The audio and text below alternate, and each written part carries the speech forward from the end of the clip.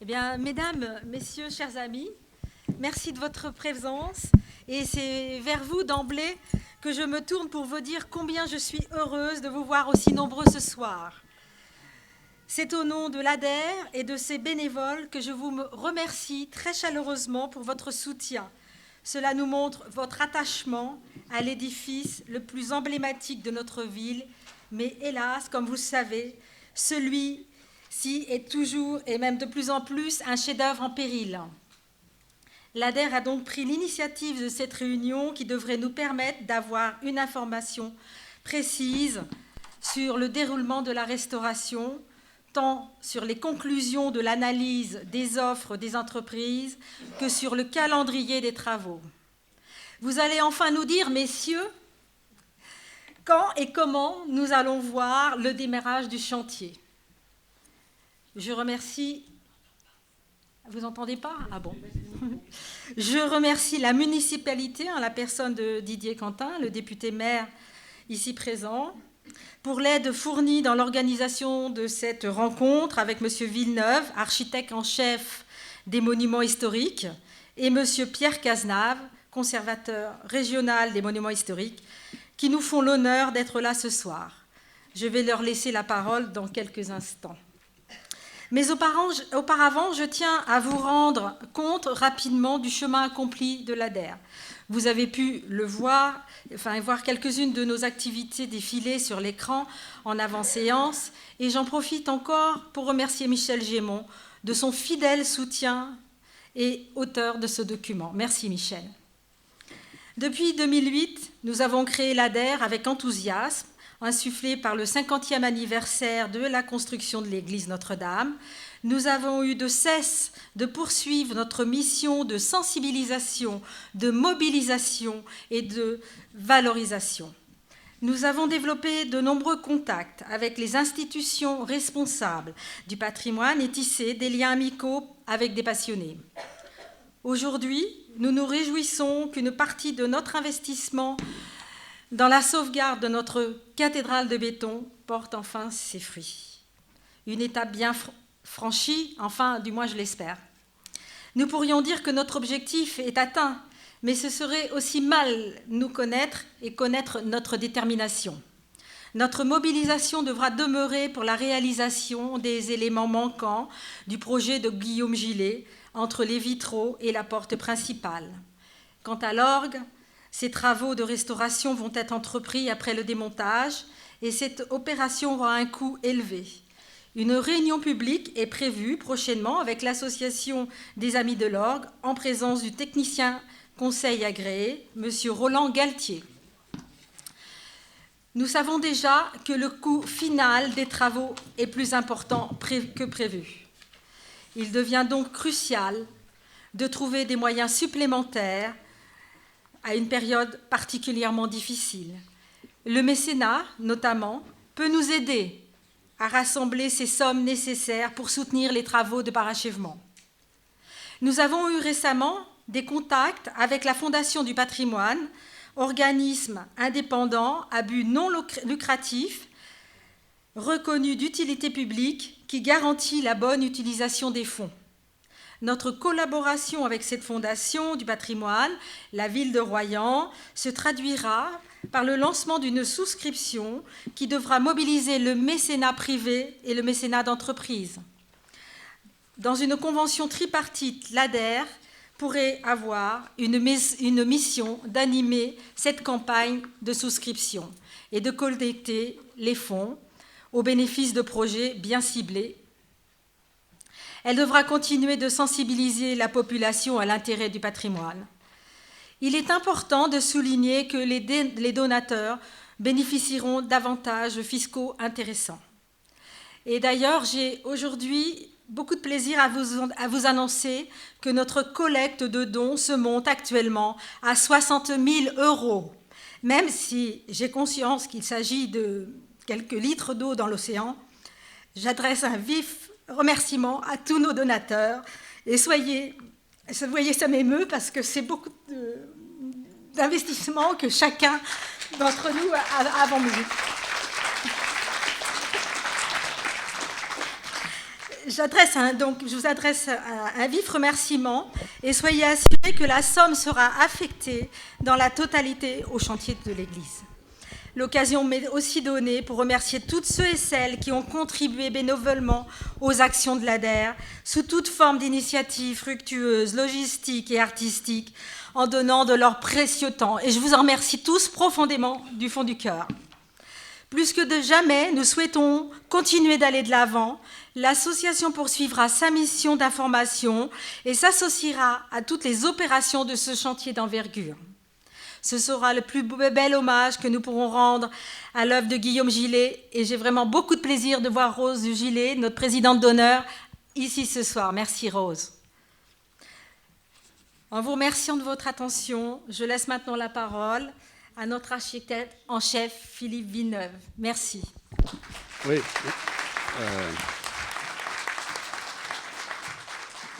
Merci Marie-Pierre. Avant de laisser la parole à Philippe Villeneuve, je tiens à saluer la présence de notre conseiller général, Michel Servi, puisque j'ai salué Régine Joly en lui indiquant qu'on ne manquera pas de faire appel au conseil régional. Mon cher Michel, on ne manquera pas de faire appel non plus au conseil général, en se souvenant que le président du conseil général est un élu de Royan. Donc ça, c'est la première chose. Une précision par rapport à ce qu'a dit Marie-Pierre à propos des avantages fiscaux liés aux dons faits à la Fondation du patrimoine. Je m'empresse de préciser par les temps qui courent que tout ça est parfaitement légal, contrôlé et qu'il n'y a aucun doute à avoir de ce côté-ci. Vous voilà donc rassurés. Alors maintenant, Philippe Villeneuve, à vous.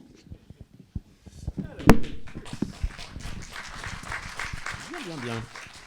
Alors, je vais commencer par rappeler pour ceux qui n'étaient pas aux précédentes réunions qu'on a pu organiser avec l'ADER, par rebrosser un petit historique très, très sommaire de cette aventure de l'église de Royan, donc, qui a débuté malheureusement par le bombardement de la ville en 1945 et qui a été suivi ensuite par le projet de Guillaume Gillet, dont on voit ici l'esquisse qu'il a présentée en fait au conseil municipal, en sachant que le maire lui avait dit qu'il comptait sur lui pour édifier quelque chose qui allait symboliser la ville de Royan qui se relevait, qui se redressait. Et quand on voit cette esquisse, effectivement, l'élan tout à fait gothique, on peut dire, de cet édifice figure tout à fait sur cette esquisse.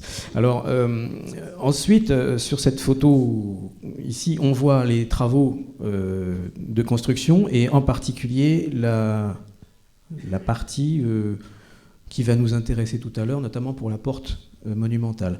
Ici, vous avez l'intérieur de l'édifice avec l'orgue. Alors, je m'excuse, les photos sont un peu petites parce que je n'ai pas repris tous les éléments que j'avais présentés précédemment, mais donc, voilà un petit peu symboliquement les grandes orgues. Et puis ici, vous aviez une photo où on voit la partie restaurée de l'édifice, faite par mon prédécesseur, Philippe Houdin, dans les années 90.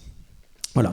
Alors, l'édifice qu'a conçu Guillaume Gillet est un édifice absolument remarquable. D'une part parce que d'abord, il est, on va dire, la manifestation du génie de cet architecte, mais en même temps, ce génie a été alimenté par une profonde culture, une parfaite connaissance de l'architecture, qu'elle soit religieuse, mais qu'elle soit tout simplement de l'histoire de l'architecture, et en particulier de l'architecture gothique. Et c'est vrai que, en tant qu'architecte en chef des monuments historiques, je suis confronté, pas confronté parce que c'est un plaisir, mais je dois étudier de près des structures comme les croisées d'ogives ou même des églises romanes. Ces architectures-là sont parfois massives, mais d'autres fois complètement aériennes, mais surtout dynamiques et vivantes. Les fissures sont jamais que des petits signes de vie des monuments qu'on doit restaurer, donc quelque part, il faut s'en réjouir, enfin, si on peut dire, mais au moins les édifices sont vivants. Et Guillaume Gillet, lui, avait tout à fait compris, à la fois d'un point de vue symbolique, au niveau du plan, simplement, de l'édifice, que je montrerai tout à l'heure, qui est une forme de mandorle. Symboliquement, c'est quelque chose de très fort qu'on retrouve dans les portails de cathédrales, où on voit le Christ ressuscité dans une mandorle. On voit également la Vierge couronnée dans une mandorle. C'est quelque chose de symboliquement de très fort. Et comme c'est l'église Notre-Dame, avoir le plan de mandorle était tout à fait indiqué. Ensuite, on s'aperçoit que tout un vocabulaire fait appel à l'architecture gothique, c'est-à-dire que vous avez un déambulatoire, vous avez une sorte de trifasciation triforium, cette galerie supérieure au-dessus de la nef. Et puis vous avez aussi une voûte. Et cette voûte de l'église de Royan fait 8 cm d'épaisseur. Donc vous imaginez, ça fait un truc pas plus haut que ça, qui est au-dessus de votre tête, à une trentaine de mètres comme ça. Et quand on pense à la prouesse technique de ce voile de béton de 8 cm d'épaisseur, tenu simplement par des murs relativement fins, on ne peut pas s'empêcher de faire le parallèle entre l'émerveillement qu'on a devant une croisée d'ogives en se disant ça fait 800 ans qu'elle tient debout, sans tomber, et la prouesse technique de cette voûte de gilet qui tient, bon, alors j'allais dire comme par miracle, non, justement, qui tient parce qu'elle a été parfaitement calculée, parfaitement conçue, et puis surtout toujours régulièrement entretenue. C'est-à-dire qu'en fait, il faut imaginer que les poids, les poussées qui exercent cette toiture-là sont assez importantes, et si par malheur les murs s'écartaient, la toiture perdrait l'un de ses éléments structurels, et donc on aurait un affaissement. Pour y pallier, on a des tirants métalliques que vous avez certainement observés, qui sont situés dans l'axe de la nef, transversalement, et régulièrement, on s'assure que les câbles sont bien tendus, parce que si les murs venaient à s'écarter légèrement, la voûte s'affaisserait, puisqu'elle serait plus soutenue et contenue par les poussées, entre guillemets, qui ne sont pas des poussées d'ailleurs. Le tirant, c'est l'inverse d'un arc-boutant, puisque au lieu de pousser de l'extérieur vers l'intérieur, en fait, on tire des murs vers l'intérieur. Donc c'est le tirant joue un rôle en fait d'arc-boutant. Et donc ça permet de maintenir cette dynamique. Alors on pourrait continuer aussi dans la symbolique avec simplement l'aspect du clocher qui ressemble furieusement à une flèche de cathédrale effilée, pointue, qui se dresse vers le ciel.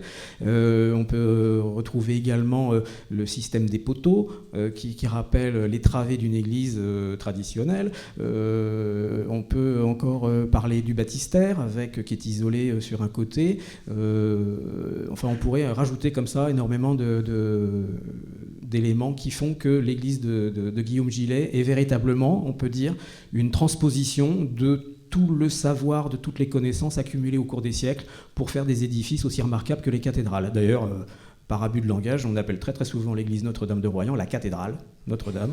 Et après tout, même paraît-il que l'évêché de La Rochelle louche souvent sur l'église de Royan, enfin je crois, de Saint-Éroyan, oui. Voilà, on peut le comprendre. Voilà, alors donc... Et l'abus de langage était de Malraux.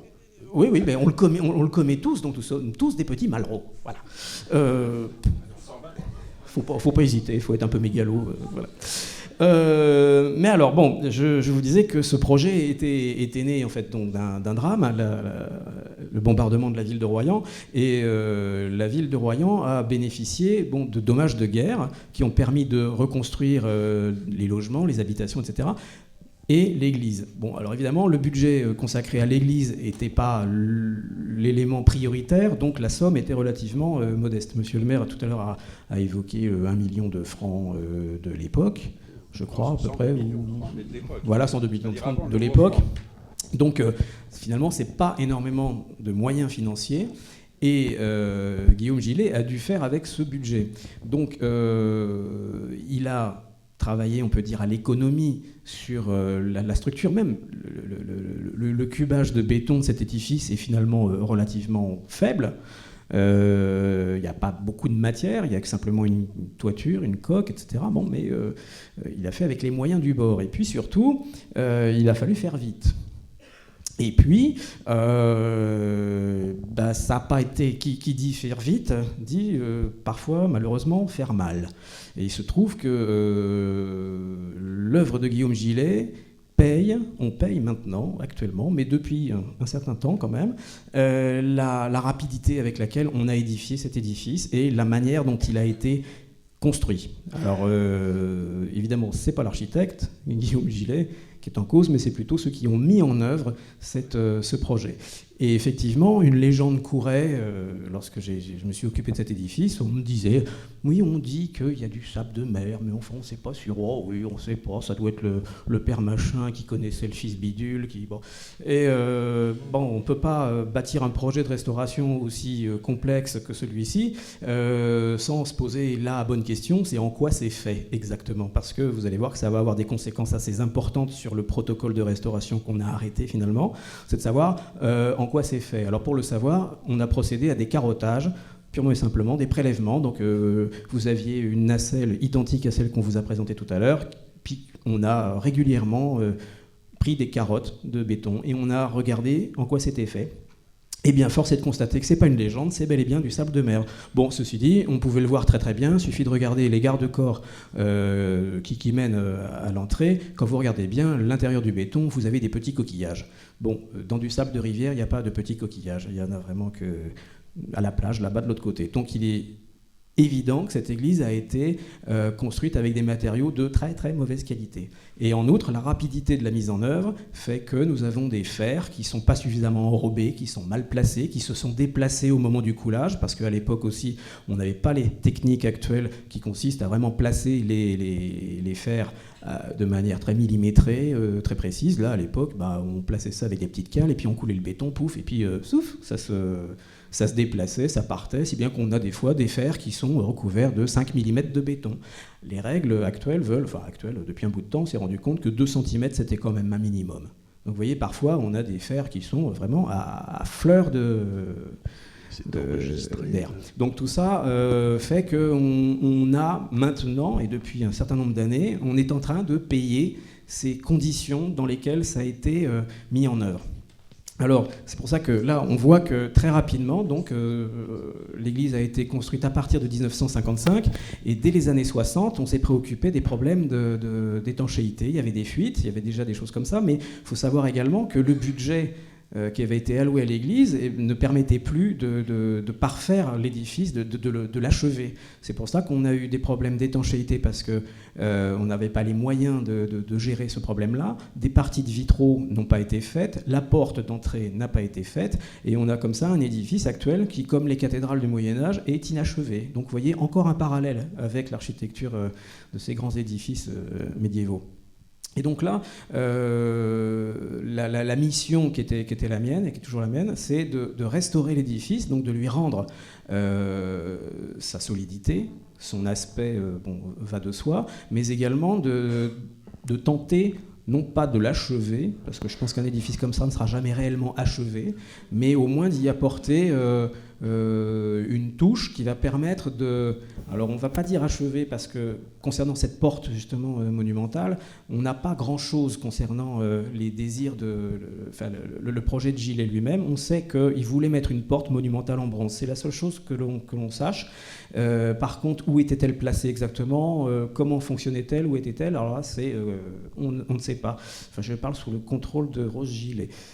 Donc, apparemment, donc, on n'a pas d'éléments précis. Donc là, si vous voulez, ça va être, on va dire, presque une interprétation de l'œuvre de Gillet pour cette partie de restauration. Et puis pour les vitraux, ce sera la même chose. On a des parties à doter de vitraux. Les vitraux de cette église, c'est de la dalle de verre, donc ce sont des éléments de verre assez épais, sertis dans une résine de béton, qui sont d'ailleurs faits sur des dessins de Guillaume Gillet. Nous avons des parties latérales, notamment dans le sas d'entrée, à faire de cette manière-là, ainsi que les petites ouvertures qui sont sur la casquette de l'entrée, que nous avons à doter également de dalles de verre, et on va les faire selon un dessin qui devra être le plus proche possible de l'œuvre de Gillet. Non pas ceux qui ont été faits dans les bas-côtés qui sont historiés et figuratifs. Je crois qu'il faut revenir à l'esprit d'origine du projet, qui était quelque chose de non figuratif, de très géométrique et de finalement très, très pur et très sobre. Donc voilà. Alors là, je parlais de ce petit historique, et nous avons fait donc un certain nombre d'analyses. Et pour ceux qui suivent cette aventure depuis quelque temps, vous avez certainement souvenir que les travaux qui avaient été menés par mon prédécesseur étaient des travaux, on va dire, de restauration traditionnelle des bétons, c'est-à-dire que l'on purge tous les éléments qui sont susceptibles de tomber, on va même au-delà, on dégage les fers, on met de l'anti-rouille, pour parler vite, on passif tout ça, et ensuite on refait un mortier de ragréage, et puis pour éviter justement qu'on voit ces rustines de restauration, on travaille sur les parements, c'est-à-dire qu'on va reprendre exactement les moules des parements, puisque cette église-là est faite en béton brute de décoffrage, c'est-à-dire qu'à l'époque c'était des coffrages en bois, on voit donc les nœuds, les vénages des bois, les joints entre les planches, et il faut absolument que les parties que l'on va greffer, que l'on va restaurer, soient absolument identiques à ça. Donc c'était le principe et le parti, et ce qui a été mis en œuvre par mon prédécesseur.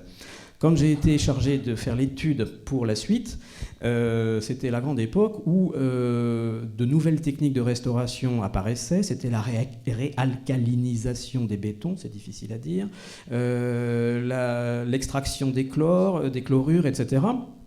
Et on a fait plusieurs réunions publiques où on présentait justement l'intérêt de ces nouvelles techniques. Bon, tout ça c'était très bien, mais c'était avant que l'on procède, que je fasse procéder quand même, pour en avoir le cœur net, à une série beaucoup plus intéressante et beaucoup plus systématique, on va dire, de carottage, si bien qu'on peut dire que, au vu des résultats, donc des bétons gorgé de sable de mer et donc gorgé de sel, il est apparu évident, et ça je parle d'ailleurs sous le contrôle du laboratoire de recherche des monuments historiques, que j'ai consulté précisément pour être absolument certain de la réponse que j'allais apporter à la maîtrise d'ouvrage, il est apparu que la restauration des bétons avec ces réalcalinisations, etc., était absolument inappropriée à l'édifice. Alors certes, on a essayé de vendre cette technique-là, mais je peux dire, épargné à la ville de Royan de se lancer dans une opération de restauration avec cette technique-là, qui de toute façon aurait abouti à ce qu'on revienne à des solutions de restauration traditionnelles, puisque c'est ça qu'on va finalement mettre en place au vu des différents résultats et des analyses. Donc finalement, on va reprendre globalement les techniques de restauration qui ont été pratiquées avant, parce qu'on ne peut pas faire autrement sur cet édifice, mais il n'y a pas que ça sur cet édifice. Comme je le disais, les bétons sont de mauvaise qualité, les aciers sont mal placés, on est dans un climat qui fait que les embruns chargés de sel, etc., tout ça, ça contribue encore à altérer les bétons. Et les parties les plus névralgiques, les plus fatiguées en fait de cet édifice sont les bas-côtés, les toitures des bas-côtés. Et là, on touche à, on va dire, une philosophie presque de restauration, parce que, comme je le disais, sur un monument de pierre, c'est relativement simple entre guillemets. C'est-à-dire que vous avez un assemblage de blocs de pierre, et puis parmi ces blocs de pierre, il y en a 1, 2, 3 qui vont tout d'un coup montrer un signe de faiblesse. Alors ils vont tout d'un coup s'effriter. Alors ils peuvent s'effriter pour plusieurs raisons, parce que les joints sont en ciment, sont plus durs que la pierre elle-même, que les échanges de sel, etc.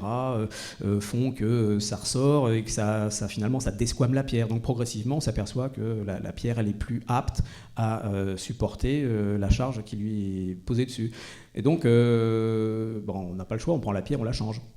Mais là, à Royan, je ne peux pas prendre un bout de béton et puis le changer, faire de la rustine, je ne peux pas. Or, il se trouve que pour les toitures des bas-côtés, je suis confronté à un problème un peu délicat, c'est que je ne peux pas la restaurer, au sens où faire des ragréages, purger et refaire un petit peu ce que j'ai fait sur les voiles verticaux. Parce que les voiles verticaux, à la limite, ils n'ont pas de rôle dans l'étanchéité de l'édifice. Par contre, les toitures des bas-côtés en ont un, puisque c'est un toit. Donc en fait, je vais me retrouver face à un béton que je ne vais pas pouvoir restaurer parce que je ne vais pas pouvoir appliquer un produit miracle. Alors on a essayé plein de choses. On a essayé des résines transparentes qui devaient surtout pas, c'est promis juré, devenir jaunes avec le soleil, ou qui devaient certainement, qui restaient totalement adhérentes et qui n'étaient pas sensibles aux fissures, donc il n'y avait aucun problème. Bref, on m'a vendu un peu ce produit-là. Alors j'ai fait faire un test, pour ceux qui ont envie d'aller voir, vous pouvez le trouver. Lorsque vous êtes face au haut-vent de l'église, vous prenez à votre droite et vous regarderez la partie basse de la grande poutre de droite du haut-vent. Vous regarderez, là on a pratiqué un essai de cette merveilleuse résine et vous verrez que c'est jaune comme la table. Donc vous voyez, on n'est jamais assez prudent. Donc, pourquoi je ne peux pas utiliser ça ? Parce que précisément le laboratoire de Champs-sur-Marne, que j'ai également consulté à ce sujet-là, m'a dit que si on mettait ce genre de produit sur quelque chose de malsain aux deux faces, parce qu'en dessous c'est également abîmé, au-dessus c'est abîmé, il y aura de toute façon des fissures qui vont se produire, l'eau va s'infiltrer en dessous et ça va finir par refaire exactement la chose qu'on a actuellement avec la fibre de verre qui a été collée sur ces toitures. Alors, il y avait une autre solution qui avait été envisagée par mon prédécesseur qui consistait à dire, bon, bah, puisqu'on ne peut rien mettre dessus, on va couvrir, on va mettre un toit sur ce toit. Et il avait proposé de mettre du plomb. Alors, avec Pierre Cazenave, on s'est posé la question, et c'est vrai que mettre du plomb sur un édifice dont l'image et le caractère, c'est le béton brut de décoffrage, ça paraissait quelque chose d'inenvisageable. Donc, c'est là où... Alors, mettre une toiture, pas possible. Mettre des produits miracles, ça n'existe pas.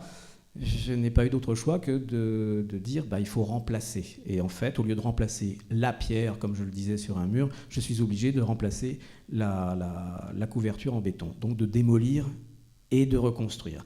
Alors, en prenant évidemment soin de mettre des bétons qui soient correctement dosés, avec du sable de rivière, des aciers correctement positionnés, et puis une mise en œuvre qui doit s'approcher malgré tout le plus possible de ce qu'il y a actuellement, c'est-à-dire des coffrages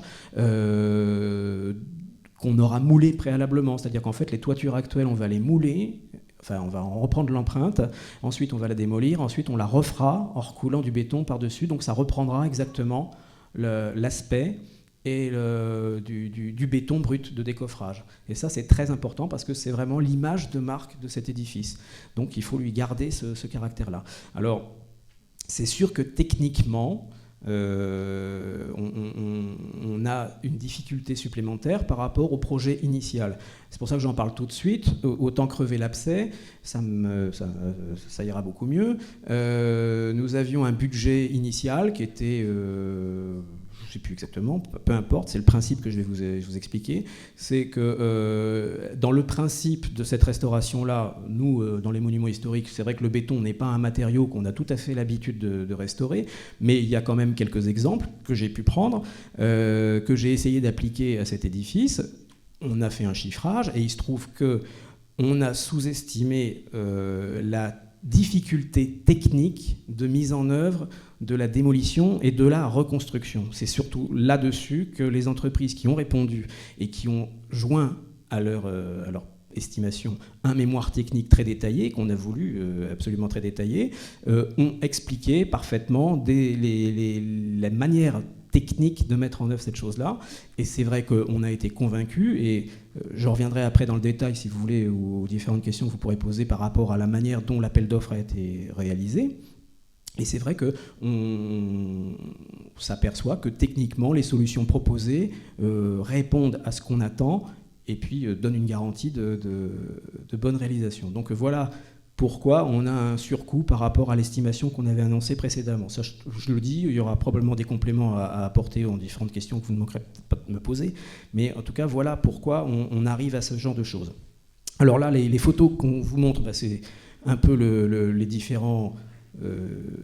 états dans lesquels se trouvent précisément les toitures des bas-côtés. Vous voyez que les aciers sont complètement éclatés, enfin, sont complètement mis à nu de manière assez importante, et on s'aperçoit que vraiment c'est très affleurant, parce que vous avez, par exemple ici, vous avez très peu de béton qui est tombé en réalité, parce que les fers, ils sont tout de suite sous la couche de béton.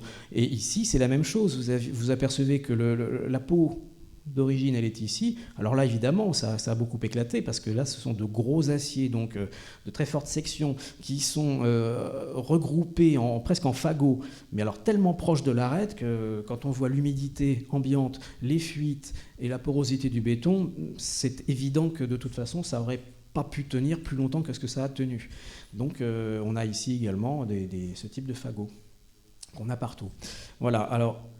Vous en avez également dans les panneaux de dalles de verre, et là ça touche précisément les grandes orgues, puisque ça fuite partout, ça tombe depuis les grandes baies latérales, et donc l'orgue lui-même est en mauvais état, mais l'orgue est classé, on y reviendra tout à l'heure. Et là je vous ai mis quelques éléments que ceux qui connaissent vont repérer tout de suite. Donc c'est les bas-côtés, les fameuses toitures des bas-côtés, avec les panneaux de dalles de verre qui sont ici, et puis là on a l'étanchéité en fibre de verre qui a été posée dessus.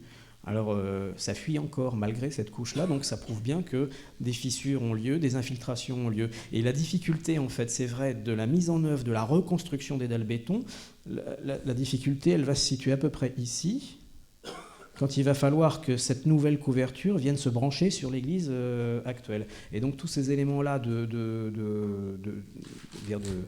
jonction de ces deux parties, la neuve et l'ancienne, c'est là un des éléments techniques assez difficiles qui occasionnent, c'est vrai, des surcoûts.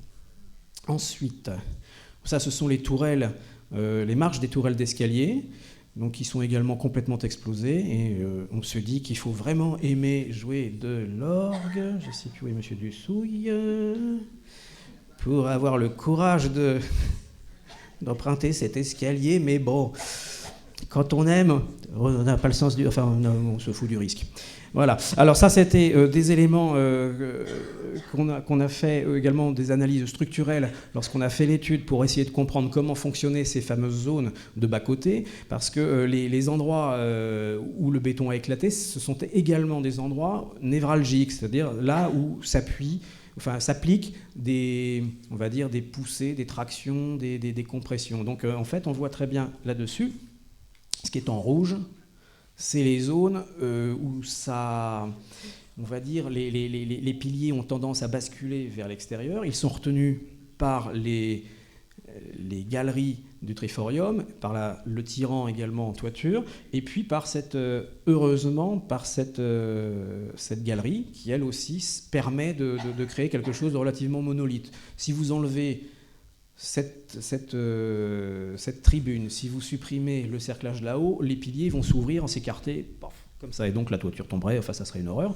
Mais la toiture qui est ici, en fait, vient s'appuyer sur les piliers, et on s'aperçoit que là, il y a une zone importante de compression, et ça correspond précisément à peu près à ce que je vous ai montré, c'est-à-dire les fagots d'acier qui ont claqué à cet endroit-là, parce qu'il y a une telle contrainte que le béton s'est fissuré, et il est tombé. Donc voilà, ce sont les endroits délicats de la structure. Donc ça, je passe, c'était tout ce que je vous disais sur les analyses en laboratoire, qui ont été très importantes. Et puis donc là, on arrive dans le cœur du projet. Donc on a le plan de l'édifice vu du dessus, donc avec les toitures des bas-côtés, la grande selle de cheval ici, le chœur est par là, le auvent de l'entrée qui est ici, et puis les toitures des bas-côtés, qui sont là, les tourelles qui permettent d'accéder aux parties hautes, et puis les terrasses ici, puisqu'en dessous vous avez les fonds baptismaux et le bénitier, donc toute cette zone-là. Pardon ? Et le parvis ici, avec l'hôtel extérieur. Et puis ici, vous avez un fossé qui fait le tour de l'édifice. Alors, là, vous avez l'intérieur, avec... ça, vous le connaissez, je fais vraiment... j'y vais vite. Vous avez donc ici les portiques qui sont sur le côté est, même, oui, c'est ça, du côté du chœur, donc, avec le bénitier... Ici, les fonds baptismaux, et puis vous avez les accès aux galeries, aux tribunes, qui sont également, bon là c'est un plan de la crypte, mais qui se poursuivent donc avec l'entrée de l'édifice. Donc l'entrée principale, on arrive ici, on a le grand escalier, et on a ici le départ du voile axial. Et ça nous amène, donc alors ça c'est le phasage des travaux, j'y reparlerai tout à l'heure. Ça nous amène au traitement en fait de l'entrée de l'église. Alors on le voit peut-être pas très très bien, mais ici ce sont les dispositions actuelles. C'est-à-dire que vous avez en dehors de l'enceinte de l'église, si on considère que l'enceinte de l'église elle est définie par ces voiles en béton, ça veut dire qu'ici on est à l'intérieur, ici on est à l'intérieur, et là aussi, et puis tout ça c'est en fait l'extérieur de l'église, c'est sous le auvent. Et actuellement, vous avez une boîte, donc, qui est le tambour, constituée d'une porte centrale et de 2 portes latérales, qui vient s'enquiller, en fait, tant qu'elle le peut, dans le voile du auvent de l'entrée de l'église, qui lui-même n'est pas plan et également plié en deux, enfin il y a un pli dans l'axe. Et puis alors vous avez sur les faces latérales ici des ouvertures qui sont absolument plus en lien avec le sas. Et puis vous avez ici une autre clôture, là, une autre porte, qui est celle qui débouche dans l'édifice, et donc qui s'ouvre pile poil. Vous ouvrez la porte et paf, vous avez l'escalier tout de suite.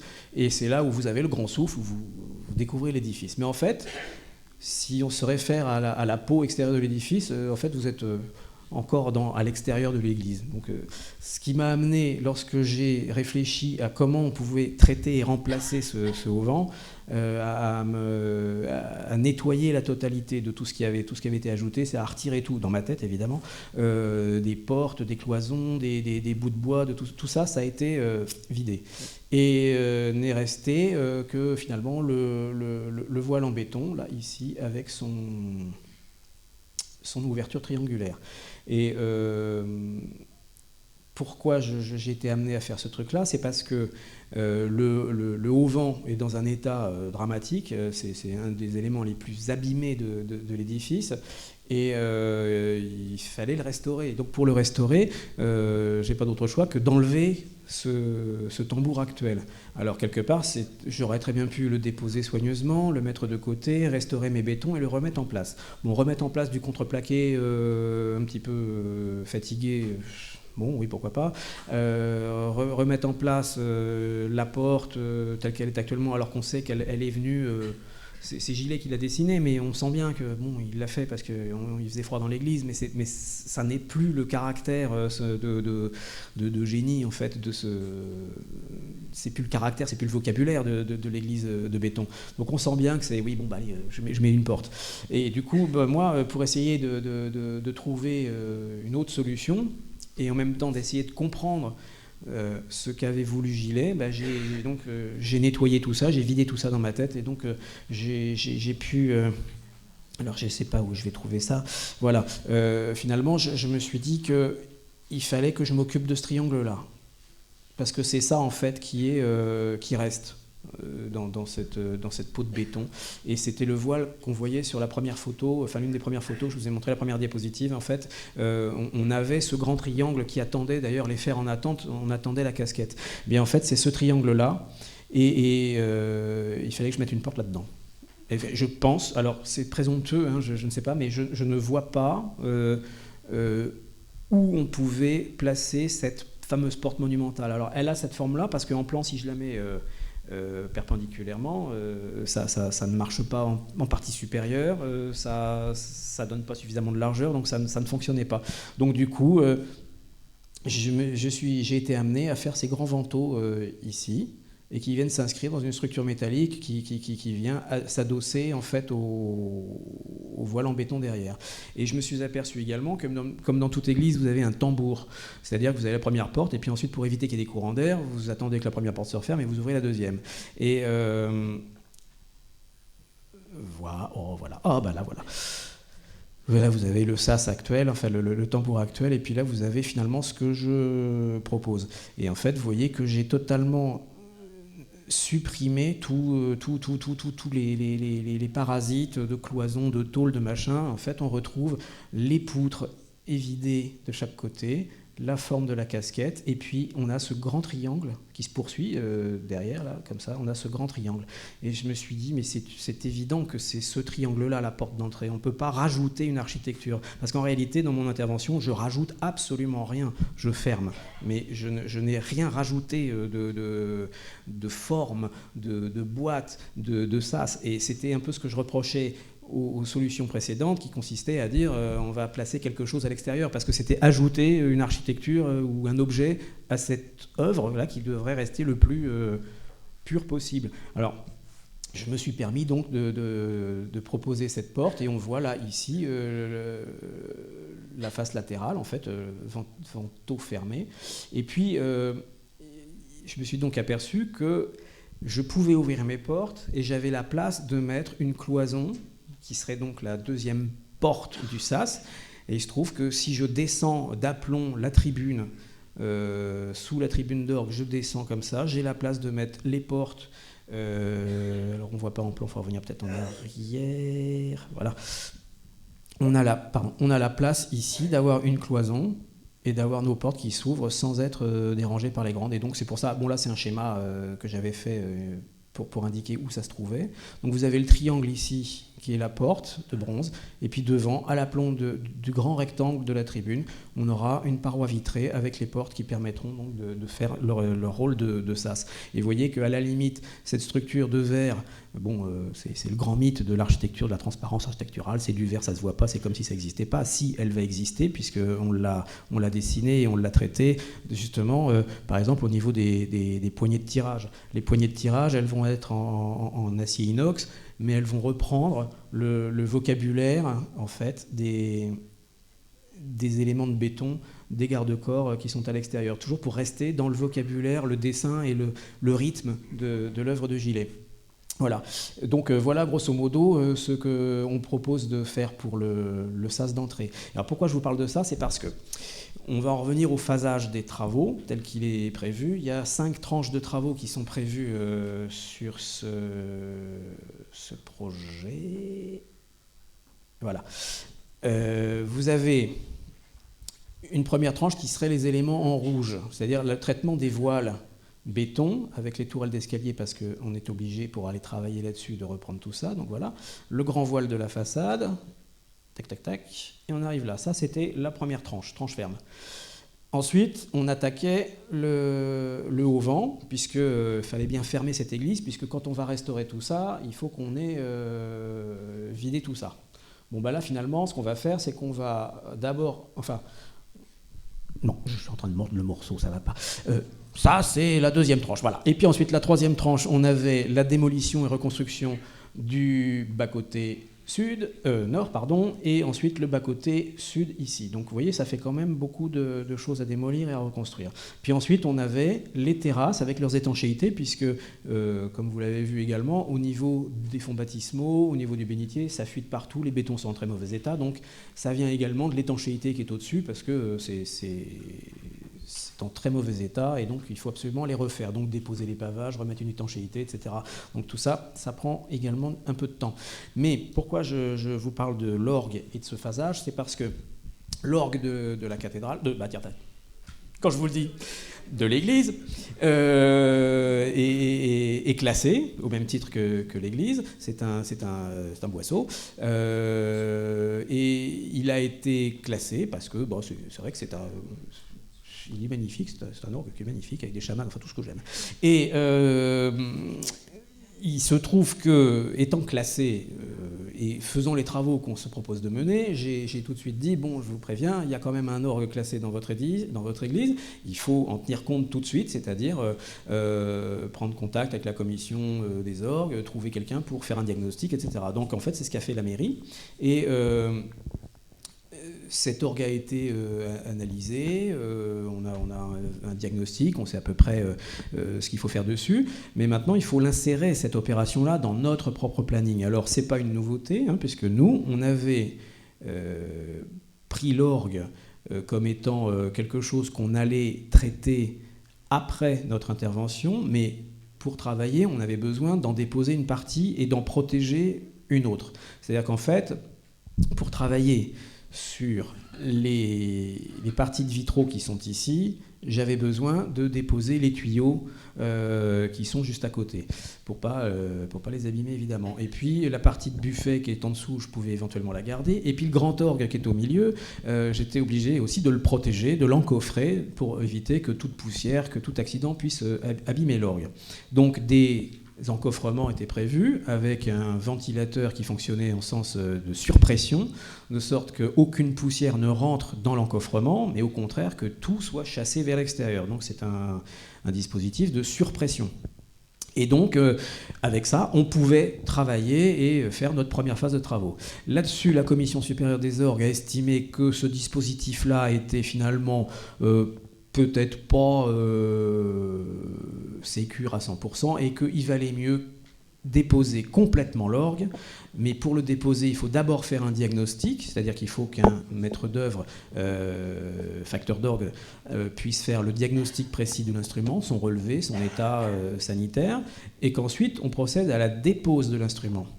Alors, si j'avais gardé la première tranche de travaux comme étant les voiles extérieures, parce que vraiment, je ne peux pas, il aurait fallu qu'on attende que le diagnostic, que la désignation du facteur d'orgue pour restaurer les travaux et la dépose de l'orgue soient faites avant de commencer quoi que ce soit. Alors là, on m'aurait encore accusé de traîner, alors que bon...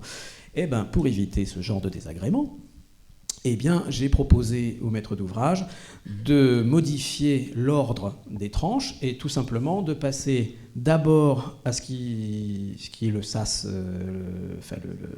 la deuxième tranche, en fait, vous voyez, la tranche 2, finalement. On l'a fait passer en premier. Pendant ce temps-là, alors c'est une durée de travaux, je crois qu'il doit faire 7 mois. Non, 8 mois. Donc on a 8 mois, grosso modo, à partir du démarrage de chantier, mais on peut commencer dès maintenant, pour faire justement toutes ces opérations sur l'orgue. Donc comme ça, on ne perd pas de temps, on peut travailler parallèlement et sur l'orgue et à la fois sur l'édifice.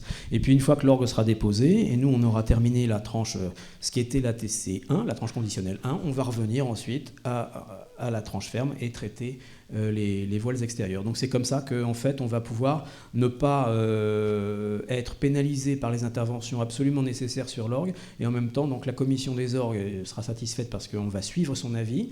Nous on va pouvoir travailler, la commune et vous-même, j'espère que vous serez contents de ça, et on va pouvoir comme ça ne pas être retardé par cette intervention sur l'orgue. Je pourrais... voilà des extraits de plans qu'on a remis lors du dossier de consultation. Donc on a redessiné absolument tout l'édifice et puis on a indiqué les différentes opérations. Je pense que j'ai déjà beaucoup parlé. Voilà, ici c'est un détail de structure métallique qui va être appliqué au revers du mur de la façade ouest pour pouvoir y mettre le portail. Comment ? Ça, qu'est-ce que tu fais ? La suivante, ça. Voilà. Oui, parce que l'autre, elle n'est pas très belle, hein, le rose et tout ça. Mais j'ai engueulé, mais l'agence, c'est pas moi qui... Voilà. C'est mon conservateur. Donc, il m'a demandé, je mets. Voilà. Non, je peux aussi... voilà. Non, ben voilà. Bon, ben écoutez... Bon, ben merci Philippe. Je crois que vous pouvez l'applaudir très très fort. Hein ? Bravo, il mérite bien. Et... je crois que ces applaudissements sont particulièrement mérités parce que vous avez vu et sa science et sa capacité de vulgarisation, si je peux employer ce vilain mot, parce que tout ce qu'il a dit était parfaitement compréhensible.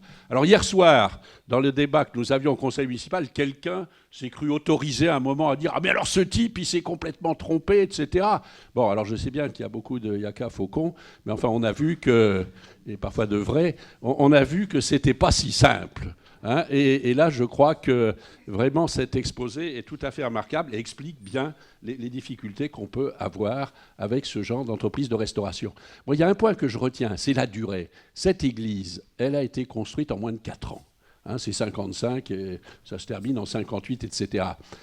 Je prends un seul exemple, l'église Notre-Dame de Paris, où Philippe Villeneuve va se retrouver dans quelques temps architecte en chef de l'église Notre-Dame de Paris. C'est qui m'inquiète un peu d'ailleurs, parce qu'on sait ce qu'on perd, on ne sait pas ce qu'on récupère. Donc j'espère qu'il continuera à suivre de très près Notre-Dame de Royan. Mais Notre-Dame de Paris, la construction a été commencée, je vérifiais, en 1163 et terminée en 1345. C'est-à-dire que ça a presque duré 2 siècles. La cathédrale d'Amiens, magnifique édifice gothique, ça a duré près de 50 ans, 1220-1269. Alors vous voyez, elle a 4 ans. Donc Speedy González, mais dans ce domaine, c'est pas... Hein, qui va piano va sano, comme disaient les grands bâtisseurs italiens.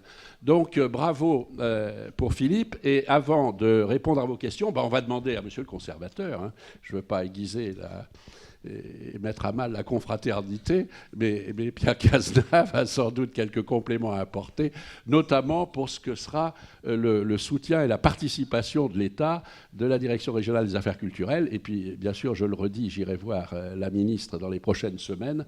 Donc, Pierre Cazenave, nous vous attendons. À vous la parole. Merci, monsieur le député maire. Une grande émotion d'abord pour moi, parce que en voisin bordelais et architecte, l'église Notre-Dame, c'est aussi une émotion d'enfant. Une émotion d'enfant parce que Il se trouve que mon grand-père maternel était un des architectes en chef de la reconstruction de Royan, que mes premières découvertes de l'architecture contemporaine, je les ai fait à Royan, et notamment dans cette église Notre-Dame. Alors c'est une très belle découverte, et c'est parce que l'église Notre-Dame, comme l'a très bien expliqué Philippe, sans revenir sur ces mots, c'est une cathédrale gothique réinterprétée. Et ça en fait un édifice tout à fait majeur de l'architecture de la deuxième moitié du XXe siècle, peut-être plus intéressant d'ailleurs que les reconstructions qu'on a pu voir, notamment je pensais à celle du Havre. Alors, ce qu'a bien montré aussi Philippe, c'est que l'œuvre de restauration, c'est d'abord une œuvre de connaissance, il l'a magistralement montré tout à l'heure, mais c'est aussi une œuvre d'interprétation. Finalement, on se place comme les constructeurs de cathédrales qui se sont succédés et ont essayé de comprendre la logique constructive et le parti de départ, ne pas le falsifier, le compléter, et on en trouve là la belle démonstration dans la proposition de porte que nous avons validée. Alors, tu es content. Il s'agit en fait du quatrième projet qui nous a été présenté. Les trois autres n'étaient pas satisfaisants. D'ailleurs, le prédécesseur de Philippe, dans deux projets précédents, me présentait le projet avec son insatisfaction. Et alors, on a eu de très, très, très nombreuses discussions. Chaque fois qu'on se retrouvait sur place pour discuter de la restauration de la cathédrale, on s'interrogeait tiens, moi aussi, voilà. Un euro dans la cagnotte. Pour l'ADER. Chaque fois qu'on se retrouvait, on allait voir ce sas et on discutait de quelle pouvait être l'intention de Gillet dans le positionnement de ces grandes portes. Et là, on touche à la vérité parce que finalement, la proposition arrive comme évidente.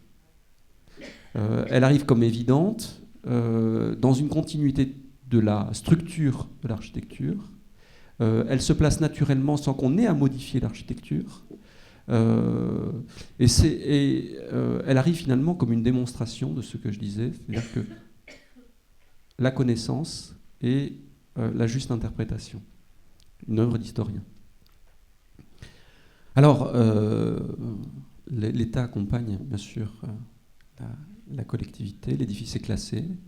Je disais, c'est une des œuvres majeures de l'architecture du XXe siècle.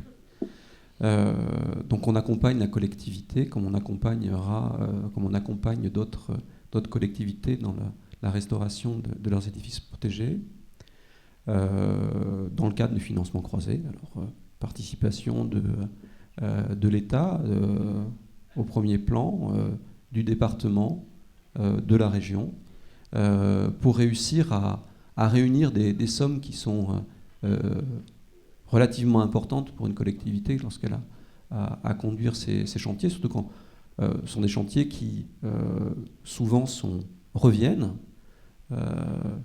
Un monument historique, Philippe le disait, c'est pas un édifice que l'on abandonne, et c'est un édifice de béton qui a été construit très très vite. On aura sans doute à y revenir dans un cycle de 30, 50 ans, régulièrement, à l'entretenir. Mais quand je vois la cathédrale de La Rochelle, qui pour le coup est une cathédrale de pierre, on a aujourd'hui encore un grand chantier de restauration d'un peu plus d'1,5 million d'euros. Je vois la cathédrale de Poitiers qui, avec ses 7 ou 8 siècles, nécessite également très très régulièrement des centaines de milliers d'euros d'investissement. Juste la reprise, alors pour donner un ordre d'idée, on fait une reprise ponctuelle de chéneaux en plomb sur la cathédrale de Poitiers cette année, sur un tiers à peine de leur longueur sur un côté, hein, c'est-à-dire 1/6 des chéneaux, et ça représente une dépense de 100 000 euros. Donc il est évident que la réalisation de ces travaux nécessaires à la conservation du patrimoine commun de la nation, puisque un édifice classé, c'est le patrimoine commun de la nation, nécessite la réunion d'un effort groupé qui, je dois dire, fonctionne très très bien en Poitou-Charentes. Ce n'est pas forcément le cas ailleurs, particulièrement dans le département de la Charente-Maritime, malgré les difficultés que connaissent les départements avec le poids de l'aide sociale grandissant. On arrive à porter tous ces chantiers de restauration. Donc une participation de 35% qui est acquise pour la première tranche, pour la deuxième tranche également, malgré leur inversion. Hein, ce qui va permettre de connaître un début de chantier sans interruption, et puis la mise en place, je pense, dès l'année prochaine, de la suite, puisque on n'a pas l'habitude d'arrêter des chantiers en cours de route. Voilà, monsieur le maire. Bien, merci beaucoup, Pierre Cazenave, et nous sommes rassurés. Il n'y aura pas d'interruption de cette restauration, mais bien sûr, elle risque de prendre, comme disait Fernand Reynaud, un certain temps. Je tiens à préciser, parce que je faisais allusion à une réflexion un peu désagréable qui était lancée hier, que dans notre conseil municipal d'hier soir, s'agissant des crédits à débloquer par la ville pour les premières phases, le vote a été acquis à l'unanimité, ce qui n'est pas si fréquent, mais ça mérite d'être salué. Je reprends ça, puisque Pierre Cazenave, vous avez dit patrimoine individu de la nation, ben justement, tout le monde s'est réuni pour entamer ces travaux et sauver cet édifice. Voilà, alors je crois que beaucoup a déjà été dit, mais maintenant c'est à la salle de poser des questions. Charlotte de Charette a un micro, elle va vous l'apporter. Et je rappelle, c'est la présence de Charlotte et de Véronique Villeman et d'autres sans doute, que cette église, Notre-Dame, cette cathédrale de béton, pour reprendre l'expression de Malraux, a été pour beaucoup dans l'attribution du label Ville d'art et d'histoire à la ville de Royan. Donc il ne faut jamais oublier de citer cela. Monsieur Chitty est là aussi, alors je le salue. Il a été... Oui, je ne le vois pas, Monsieur Chitty, il est trop modeste. Ah, très bien. Bon, on est heureux de le revoir, parce qu'il a eu quelques problèmes. Et oui, mais ce n'est pas un bras cassé. Oui, il a été très actif. Voilà, alors qui... de ça, pour la mairie. Voilà, alors la première question. Bonsoir, merci beaucoup de ces exposés relativement clairs. J'ai une question subsidiaire. Je m'appelle Jean Gravier et je suis royanais d'adoption à 50% de mon temps. En quoi avez-vous défini le matériau des portes que vous allez construire et qui me semble remarquable? Est-ce du bronze, comme évoqué dans le passé? Et est-ce qu'il y a déjà des artistes qui travaillent sur le projet? Merci de votre réponse. Alors, merci pour le compliment, hein, parce que ça fait toujours plaisir. Mais pour cette porte, oui, comme il était écrit qu'il s'agissait de porte en bronze, naturellement, alors je sais pas si c'est mal, oui, naturellement, donc c'est du bronze. Et alors, contrairement à ce qu'on croit, une porte en bronze, c'est pas du bronze massif, non, c'est une structure en bois qui est recouverte de plaques de bronze. Et c'est exactement ce qu'on va faire pour cette porte-là, qui est donc, les vantaux sont en bois, recouverts de plaques de bronze qui vont faire dans les 3, 4, 5 mm, ça dépendra vraiment de la hauteur, de la manière dont ça sera vraiment précisément défini, mais grosso modo, nous, on a envisagé des trucs de 5 mm d'épaisseur. Et puis, sur une structure en acier, c'est-à-dire que vous avez vu, il y a un dessin où il y a toute une structure métallique, puisqu'il n'y a pas que la porte, c'est pas la totalité du triangle, hein, c'est... tout ce qui s'ouvre en réalité, ça va être jusque-là. Tout ça, ça va s'ouvrir. Par contre, la partie qui est au-dessus, ce qu'on appelle une imposte, elle va rester fixe. Et vous voyez ici la structure métallique qui vient se plaquer contre le voile béton. Et en fait, elle n'est pas mise comme ça au hasard, parce qu'en fait, cette hauteur-là qu'on voit là et celle-ci correspond à ce qu'on voit déjà comme ligne de structure de l'édifice. En fait, j'aime pas dire le mot concevoir parce que j'ai pas le sentiment d'avoir conçu cette porte. J'ai le sentiment de l'avoir déroulé. C'est-à-dire qu'en fait, j'avais l'impression que j'avais juste à tirer les traits et paf, tout venait quasiment tout seul. C'est-à-dire qu'en fait, donc ces structures horizontales, elles sont venues tout naturellement parce que quand on regarde, il y a les traces de coffrage horizontaux. Et on voit ces éléments-là en plus de structure et paf, ça donne cet élément-là.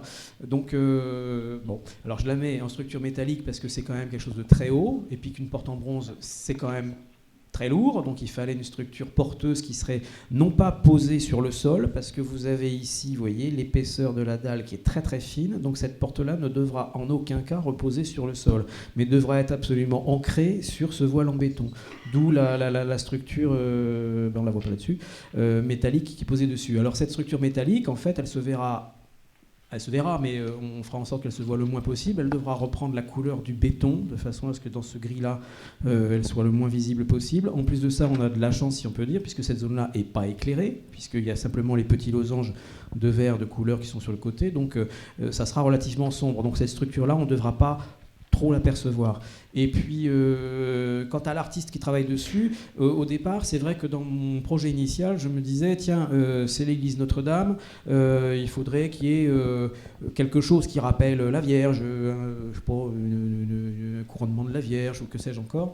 Et la commission nationale a pensé qu'il valait mieux ne rien mettre sur ces voiles en béton, de sorte à ce que ça reste dans l'esprit en fait relativement brut de l'édifice. Alors c'est vrai que ça se discute, mais enfin bon, comme c'est un avis de commission, moi je dis rien, et c'est vrai que ça me choque pas outre mesure, parce que c'est vrai que ça aurait d'abord occasionné des dépenses supplémentaires, parce qu'il faudrait trouver l'artiste susceptible de faire cette œuvre-là, faire un concours pour sélectionner l'artiste qui pourra faire cette œuvre-là, donc prendre encore du temps, etc. Et c'est vrai que au début, quand j'ai appris qu'on n'allait pas faire d'éléments sculptés, ça m'a un peu chagriné, mais plus je vois le projet, plus je vois l'édifice, en fait, je me dis que c'est aussi bien que ça reste, on va dire, pratiquement non daté.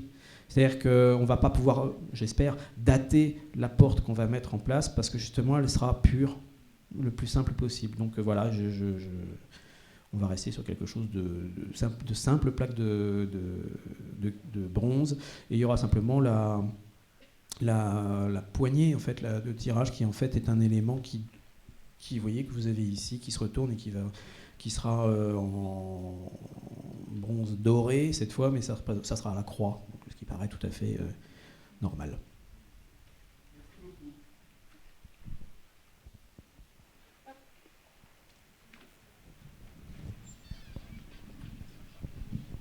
Oui, Monsieur Villeneuve, bonjour. Je me permets de vous interpeller parce que dans ma petite vie, j'ai rencontré beaucoup d'architectes, soit pour les ingénieries construction publique ou soit pour une autre mairie. Et je dois dire que je vais vous féliciter parce que vous êtes le premier à nous mettre 40% d'augmentation dans la vue. C'est pas courant, donc je vous félicite. Sur un autre ordre d'idée, en 2011, je me suis rendue au séminaire d'accessibilité à Angers. Et j'ai rencontré l'inspecteur général de l'Observatoire interministériel, un collègue à vous qui est architecte. Je ne vais pas vous rendre son nom parce que je ne m'en rappelle plus. Mais il existe. Et il m'a dit, vous êtes de Royan. Je lui ai dit, oui, je suis de Royan. Savez-vous que votre cathédrale, eh bien, ces vitraux sont en cristal. Alors, j'avoue que j'ai été interloquée. Je me suis dit, quand je vais rentrer, je vais poser la question à mon député maire. Mais à vrai dire, je ne l'ai jamais posée. Alors, comme vous travaillez dessus, vous allez peut-être pouvoir me répondre. J'ai le temps de préparer la réponse. Non, mais est-ce une ânerie ou est-ce quoi? Non, c'est du... Ah, il y en a qu'un? C'est celui de la façade, du chœur. Ah, donc il n'a pas menti, c'est bien une réalité. Non, enfin, le vitrail du chevet est en cristal, mais par contre, tous les autres vitraux sont en dalles de verre, en blocs de verre tout simple.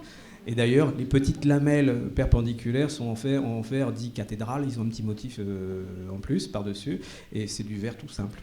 Il n'y a vraiment que le... Je pense que si l'inspecteur général de l'Observatoire interministériel l'a souligné, c'est que ça vaut le coup d'être dit. Donc on ne savait pas qu'on avait... Enfin moi, pour ma part, je l'ai... Tu vois, tu as une réponse radicale. Voilà, il y a les deux. Radicale, c'est ce que je dis. Merci.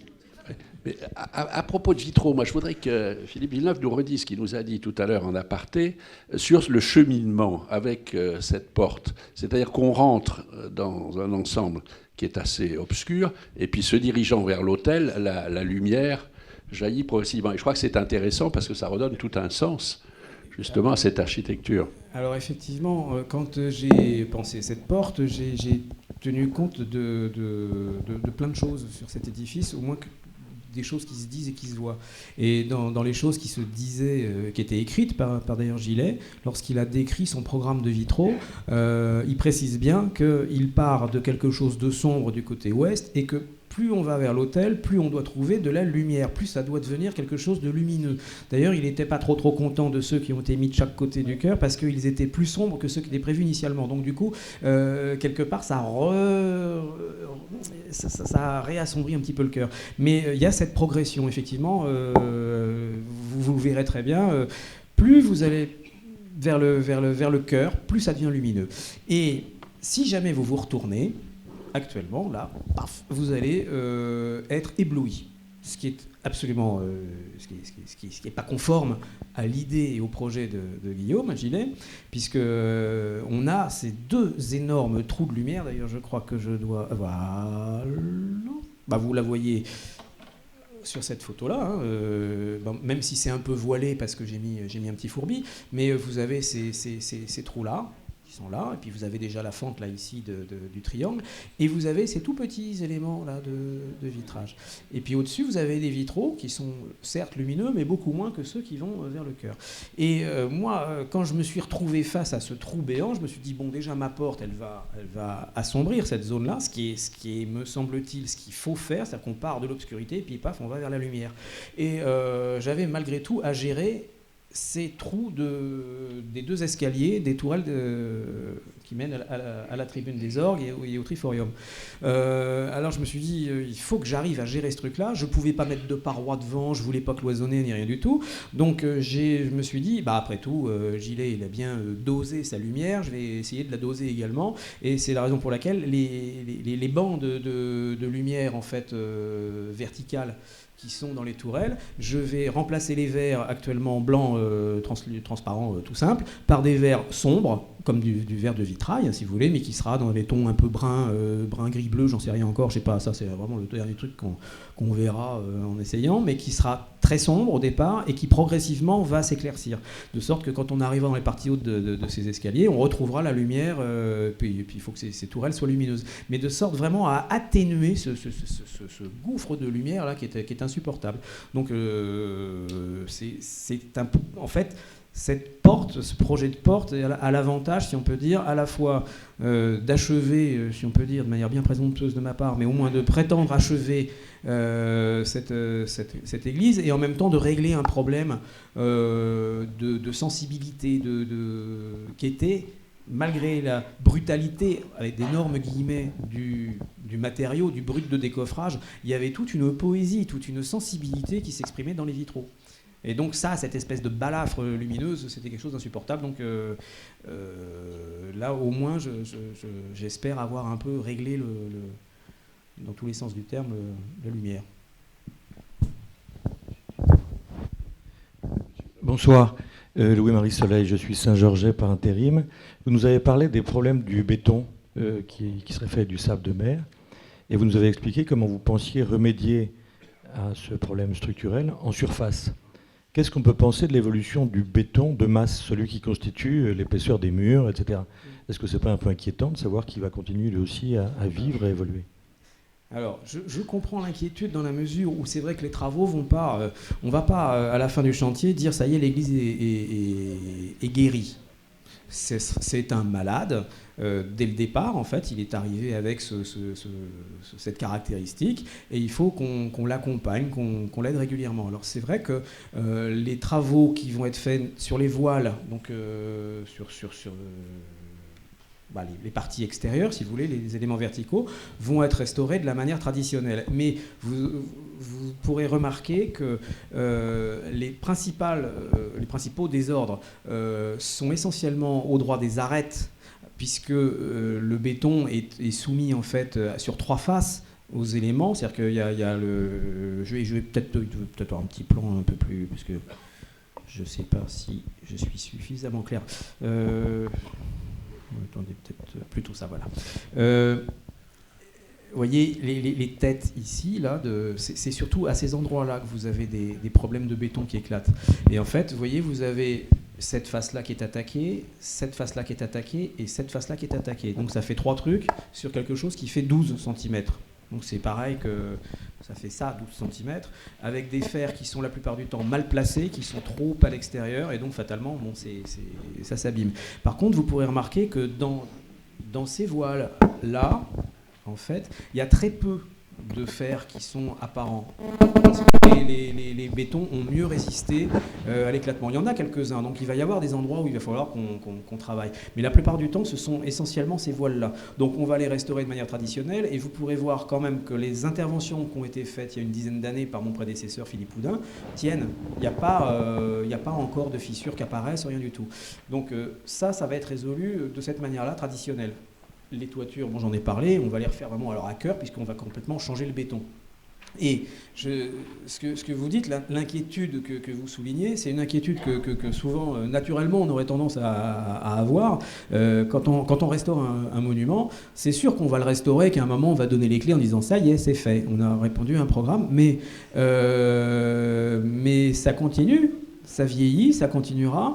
Vous aurez à nouveau de la patine qui va se faire. Et les bétons vont continuer à se déglinguer. Bref, quand on a ça, mais même le pavillon que vous avez ou votre appartement, régulièrement, vous apercevez qu'il faut le rafraîchir, que il y a le garde-corps qui rouille, etc.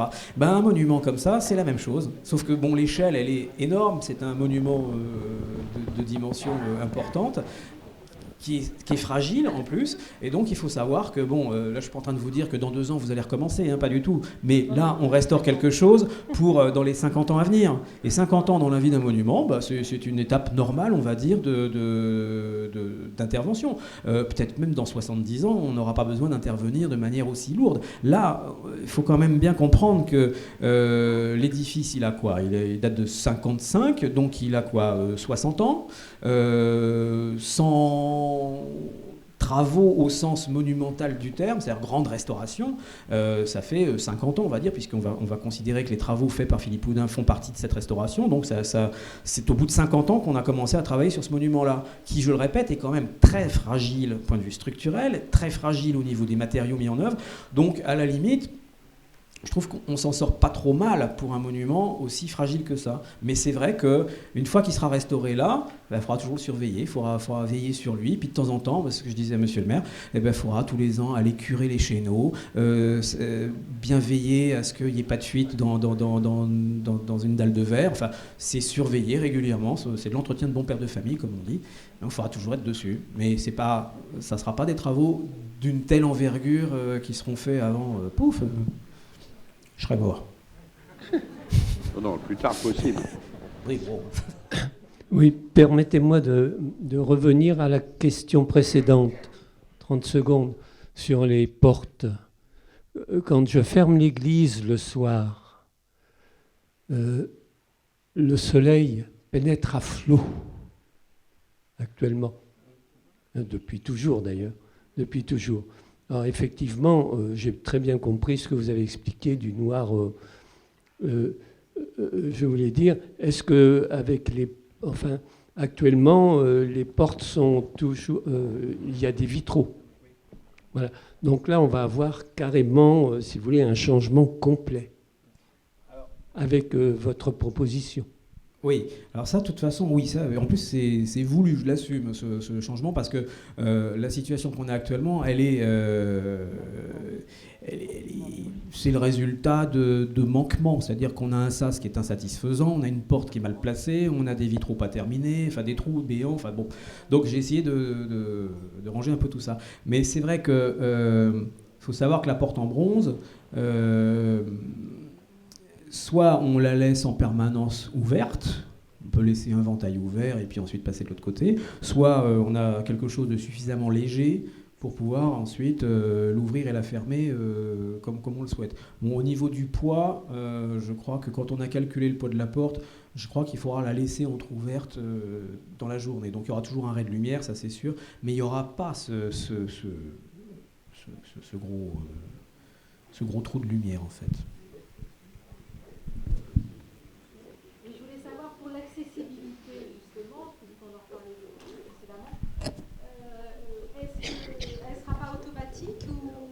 Ah non, on va pas... Parce que non. on a quand même un grand problème des portes de devant. Du bas, oui. On a beaucoup, en bas beaucoup de personnes qui nous disent pourriez-vous faire quelque chose pour mettre automatique les portes, puisque les personnes qui ont des handicapés ou qui veulent avec des enfants avec les poussettes, c'est très lourd. Alors, les portes du bas, oui, ça pose pas de souci. On pourra toujours trouver un système pour les ouvrir, les faire coulissantes, peu importe. Ça, c'est pas un souci. D'autant que l'accessibilité, c'est pas tellement même le poids de la porte, c'est surtout qu'il n'y ait pas de marche. Bon, déjà là, les accessibilités pour les personnes à mobilité réduite, ça se fait effectivement du côté du cœur, donc de chaque côté, ce qui est déjà un avantage. Oui, mais c'est quand même un avantage certain dans la conception même de l'édifice, parce que si tout l'édifice, tous les accès avaient été au même titre que celui du côté ouest, vous imaginez, les personnes à mobilité réduite ne pouvaient jamais dépasser le sas. Donc c'est pour ça qu'au niveau de la porte monumentale, là j'ai un jeu de marche, donc de toute façon ça sera effectivement pas quelque chose d'accessible facilement, en tout cas seul, à une personne en fauteuil roulant voulant se déplacer seule. Il faudra qu'elle soit aidée pour pouvoir voir quand même malgré tout cet effet absolument génial quand on est du haut de l'escalier. Mais donc ils vont rentrer de toute façon comme d'habitude par les portes de l'autre côté. Après c'est vrai que on pourra, d'ailleurs on a encore le temps, vous voyez, on peut toujours un petit peu amender les trucs, on pourra voir de quelle manière, en mettant une cellule, la porte pourrait faire pout, j'en sais rien, ça franchement c'est quelque chose que vous me soumettez maintenant. Mais puisse s'ouvrir, par exemple, quand les gens ont des mariages, j'ai récemment marié ma fille, et c'était quand même très agréable de pouvoir voir les mariés accompagnés, il ne faut pas qu'il y ait un seul battant, quoi. Enfin, c'est une idée qui me vient comme ça. Ah, pour la grande. Mais les deux vont s'ouvrir magistralement. Elle va se remarier, du coup. Ouais, il faudra le refaire, parce que là, vous aurez... oui, là on peut... Pour la photo. Je serai l'enfant de cœur. On l'invitera, alors. Bonsoir. Est-ce que l'église restera ouverte pendant... Ah oui. Excusez-moi. Bonjour. Bonsoir. Est-ce que l'église restera ouverte pendant les travaux? Je pensais plus particulièrement à la démolition, reconstruction des avant-toits. Ouais. Et est-ce que les messes pourront être célébrées Alors, encore on a prévu de laisser l'édifice ouvert au public. Ça fait partie des choses qui sont, à mon sens, importantes. C'est d'ailleurs la raison pour laquelle même l'orgue, M. Dussouille a mis un orgue dans le chœur. On va simplement fermer toute la partie ouest, c'est-à-dire qu'on ne pourra évidemment pas accéder par le Haut-Vent dans les premiers travaux. On ne pourra pas accéder non plus quand on démolira les bas-côtés. Et les bas-côtés, il est prévu, pour éviter que la poussière aille dans tous les sens, de clôturer complètement, consciencieusement, tout le bas-côté. Il y a un tunnel de protection qui est quand même prévu pour desservir le chœur et la sacristie, parce que quand on aura fermé tout ça, la sacristie, elle est quelque part par là, l'accès est là, et ça, on va le maintenir. Donc il y aura toujours la possibilité pour le prêtre d'accéder dans sa sacristie sans dommage. Ça fait partie des choses qu'on a prévues de toute façon. Donc ça, oui, ça restera ouvert au public. Port du casque obligatoire. Non, c'est pas vrai. En tout cas, je remercie notre ami pour cette question pratique, qui est une question de pratiquant, mais qui est effectivement très importante. Alors, est-ce qu'il y a d'autres questions? Oui, moi je m'inquiète sur la démolition et la reconstruction des contreforts, parce que cet édifice, comme vous l'avez souligné, est fragile. En démolissant ce contrefort pour le refaire, est-ce qu'on n'a pas un risque de fragilisation ou d'effondrement? Est-ce que les études béton, les études de contraintes ont été réalisées et qu'est-ce que ça a donné? Je dis pour nos amis que M. Boin est lui-même architecte et fils d'un des architectes de la reconstruction de Royan. Je l'avais flairé. Non, je ne suis pas architecte, je ne suis qu'ancien élève de l'école supérieure des travaux publics. Mais oui, mais enfin bon, très bien. Ouais. Alors, je vais vous rassurer, si je trouve le bon truc, ça pourrait peut-être éventuellement, oui, on va se servir de ça. voilà comment est bâtie la structure en fait, des voiles. Donc vous avez en plan, vous avez simplement ce pilier-là. En fait, il faut savoir que c'est une toute petite section au sol qui doit faire dans les, on va dire, 40 cm à tout casser, 40 par 40. Petite pointe comme ça. Et puis ensuite, plus vous montez, plus ça s'effile, et plus ça se remplit, plus ça devient important. Et donc vous voyez que ce voile, en fait, là, ce dessin ici, ça correspond à ça. Coupé comme ça correspond à ce truc-là. Donc ça veut dire qu'en fait, on a tout ce voile béton, là, cette structure verticale, si on supprime cette chose-là, en fait, qui repose sur cette petite pointe de triangle. C'est comme si vous preniez un élément plié en triangle comme ça, puis vous amusez avec un cutter à donner un coup de sabre. Et il ne reste plus que la petite pointe. Naturellement, le truc, il va avoir tendance à basculer. Alors c'est pour ça que, à la manière à la fois des arcs-boutants médiévaux, mais là, c'est pas vraiment un arc-boutant, c'est plus un contrefort, mais c'est plus en même temps une ceinture, enfin, c'est plus un chaînage, enfin, vous voyez, c'est un mélange de tout.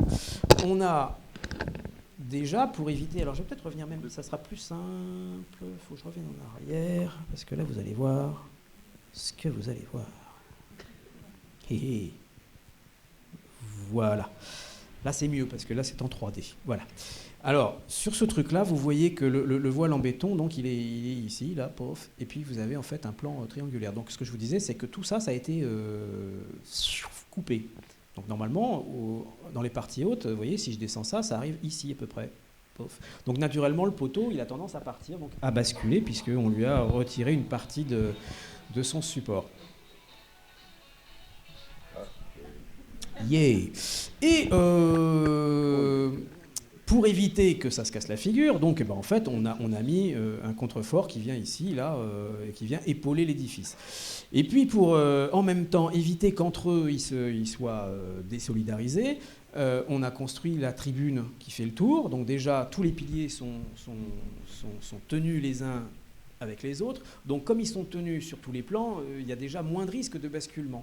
En plus de ça, on a rajouté une partie ici, qui est la partie là de terrasson, qui là également relie chaque voile. Et puis vous avez ensuite le triforium qui monte, qui lui aussi fait une ceinture. Donc déjà, tous les voiles en V sont solidaires. L'ovale, il est tenu, il est fermé. Donc déjà, il n'y a aucun risque de basculement d'un des éléments. Mais comme vous le voyez là-dessus, il y a quand même quelques petites contraintes qui s'appliquent. Donc il y a naturellement des poussées qui s'exercent. Le voile est haut, il se dilate, il pousse, etc. Bon.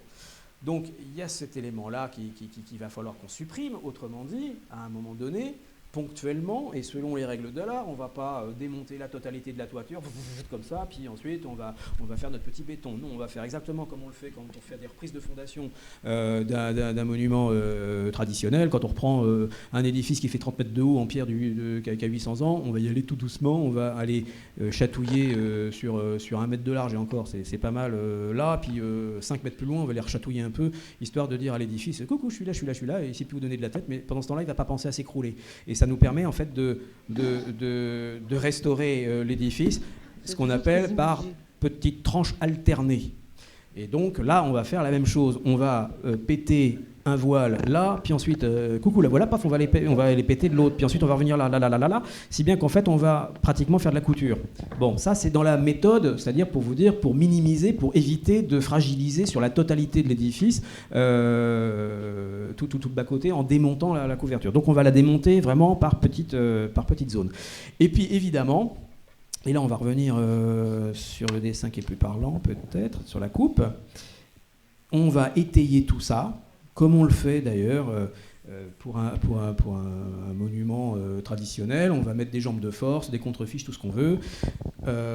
Ici, à partir de là, on va descendre, on va remplir tout ça, de façon à venir épauler le voile. Si bien que à partir du moment où la verticalité, si on peut dire, des charges se retrouve restituée comme ça par le biais d'un étaiement, ce truc-là, structurellement, est parfaitement inutile.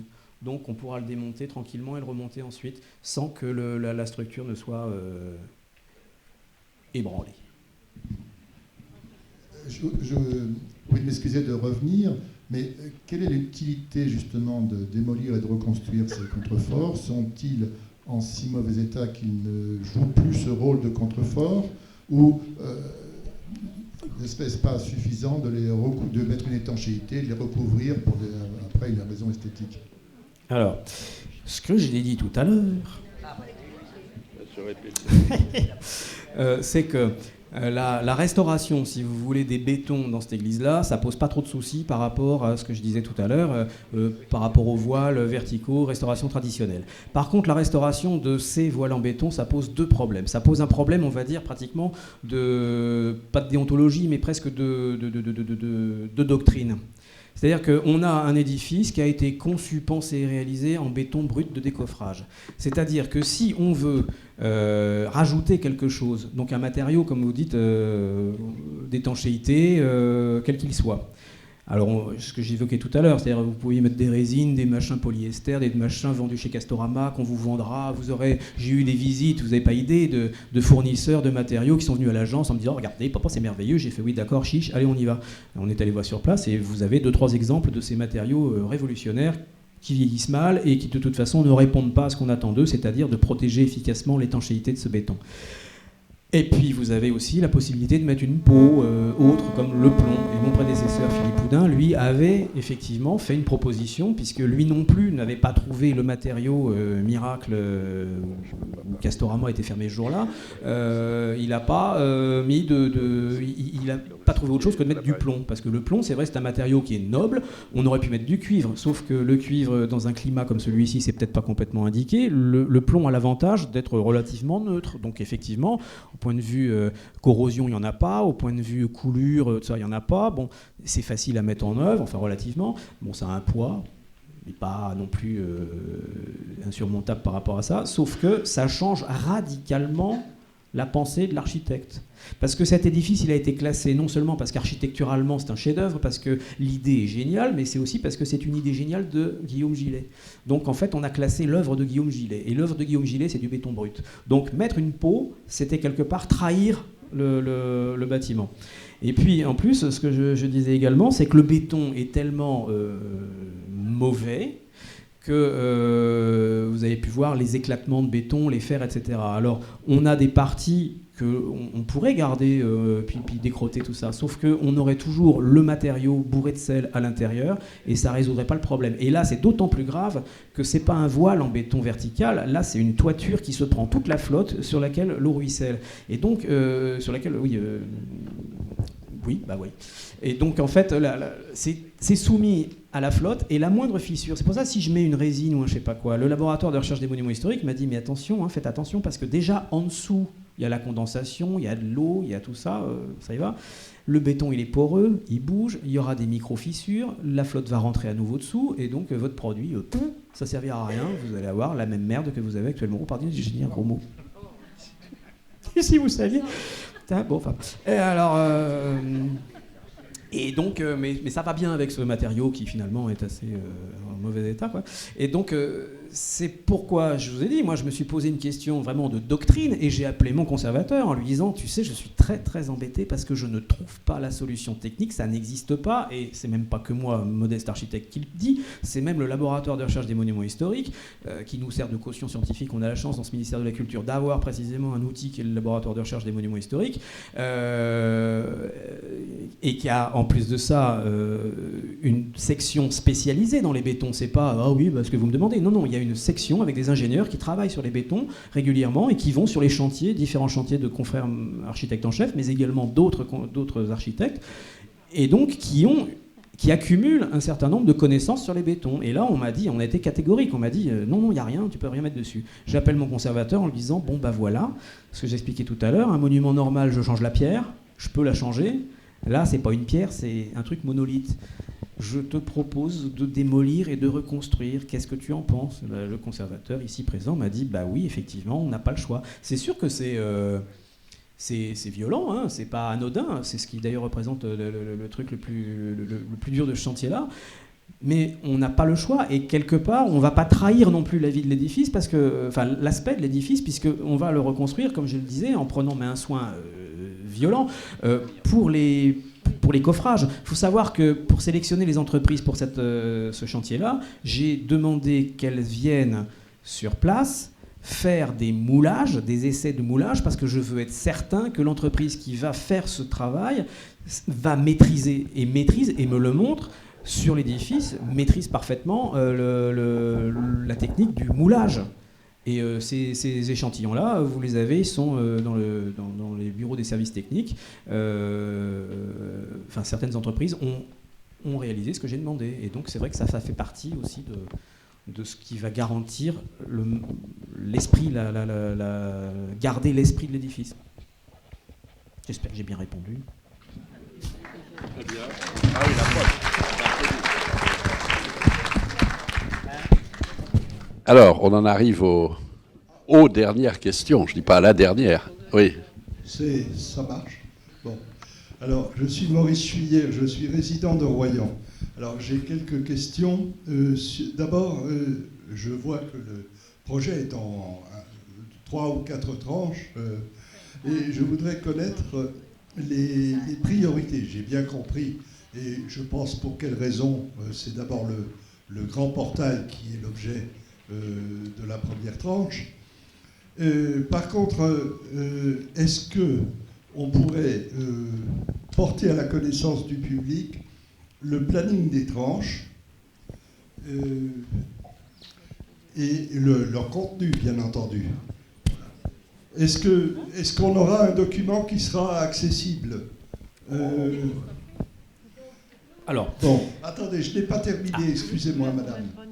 Oui, mais il vaut peut-être mieux répondre à question par question, ça sera plus clair. Hein? D'accord. Donc déjà, cette première question, le calendrier. Donc déjà, vous voyez, dans le dossier de consultation des entreprises et selon le programme qu'on a défini précisément, parce que, alors, vous avez de la chance, ça se voit, parce que moi je ne le vois pas sur mon écran, mais vous avez ici grosso modo tous les postes qui sont définis de manière assez détaillé, donc, et puis le calendrier, donc ça c'est le mois de préparation, c'est traditionnellement, de toute façon c'est légal, lorsqu'on passe un marché à une entreprise et qu'on lui dit voilà on commence les travaux, on a un mois durant lequel l'entreprise va mettre au point ses plans, ses techniques de construction, ses ferraillages, ses plans de ferraillage, tout ce travail-là, qui ensuite m'est soumis, et ensuite on démarre, boum, et là on commence donc par, vous avez ici les étaiements et les échafaudages. Alors ça c'est pour la tranche ferme, c'était celle qui était prévue la première, c'est-à-dire les voiles en béton. Bon, c'est pour ça que j'ai mis futur TC1, parce que c'est elle qui va passer en fait en tranche conditionnelle 1, c'est-à-dire la deuxième tranche.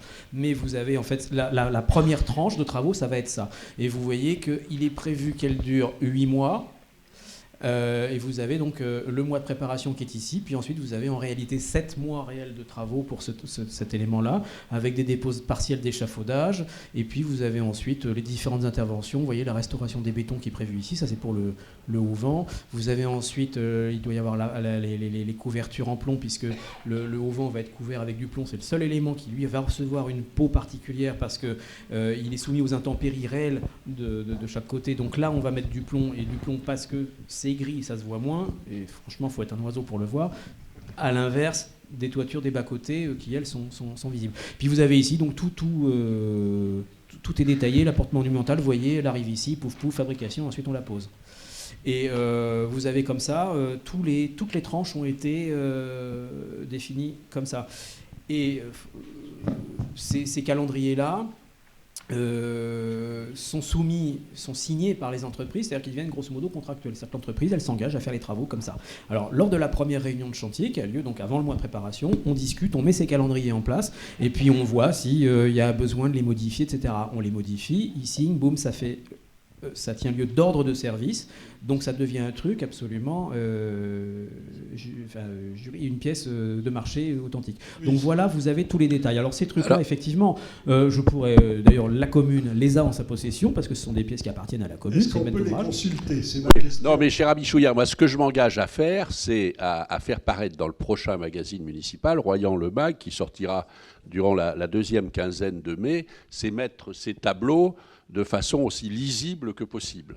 Donc je pense en que... expliquant bien entendu qu'ils sont sujets à modification. Ce qui a été le cas par rapport au premier calendrier qu'on avait imaginé, puisqu'il y a eu ce problème d'orgue qui vous a été expliqué tout à l'heure. Je peux continuer ma question. En fait, d'ailleurs, mon souci, je vais vous le dire, ce sont les fuites qui sont tellement apparentes du côté de la sacristie et du chœur. Et on ne peut pas s'empêcher de les voir. Et je voulais savoir dans quelle tranche il était prévu d'y remédier. Voilà. Alors ce sont les dernières, parce que c'est celle-ci.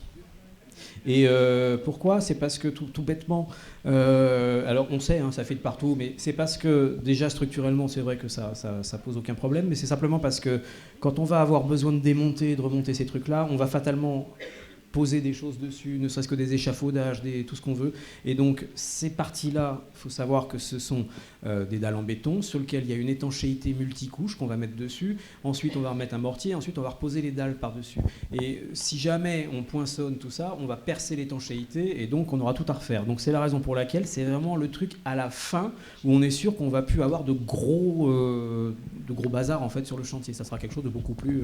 pas d'échafaudage par exemple, pas de gros engins. Ça sera beaucoup plus facile à gérer. C'est tout à fait compréhensible, mais c'est évidemment pour nous peut-être un peu dommage. Mais bon, cela dit, je voulais terminer en demandant l'état actuel de l'appel d'offres. Parce que, bon, tout le monde sait qu'il y a eu un appel d'offres infructueux. Oui. Alors, actuellement, où en est-on quel est le calendrier de préparation des offres ? Eh bien, ça y est, c'est fini. Maintenant, le conseil municipal doit, ou a, je ne sais pas, valider le rapport d'analyse qu'on a... Oui, ça a été fait hier soir, à l'unanimité. Voilà, donc en fait, les entreprises maintenant proposées vont recevoir leur notification de marché. Et il y a encore des procédures, c'est pas ni ma volonté ni celle de la commune, c'est des délais légaux entre le moment où on notifie à l'entreprise son marché, les temps légaux pour les recours éventuels des entreprises, et puis ensuite la signature de l'ordre de service et le démarrage de chantier. Donc il faut compter grosso modo aussi le conseil municipal a acté le choix des entreprises, il faut grosso modo compter 1 mois et demi à 2 mois avant qu'on soit vraiment à pied d'œuvre. Et Marie Pelletier me précise que l'appel d'offres pour l'orgue part lundi. Vous voyez donc, voilà. Les choses se font fissa. Voilà, oui. Alors, moi, je voulais juste ajouter que donc, à l'ADER, on a fait un site également sur le chantier et que vous aurez à la fois, bien sûr, toutes les étapes, les travaux, le calendrier. Et on vous tient régulièrement au courant. Et avec Charlotte Villard et d'Histoire, on fera aussi des visites de chantier. On vous tiendra réellement au courant et au suivi de tout cela. Alors, il y avait une autre question. Jean Guédon, habitant Royan à l'année. Dans ce projet de restauration qui est global, vous nous avez dit, vous ne nous avez pas parlé de l'état des fondations. Y a-t-il des problèmes particuliers ? Non, il n'y a absolument aucun problème structurel. C'est fou, hein, hein ? Non. Et le pire n'est pas toujours vrai. Mais si vous voulez, je peux vous trouver 3 fissures inquiétantes, hein, mais j'en ai pas trouvé.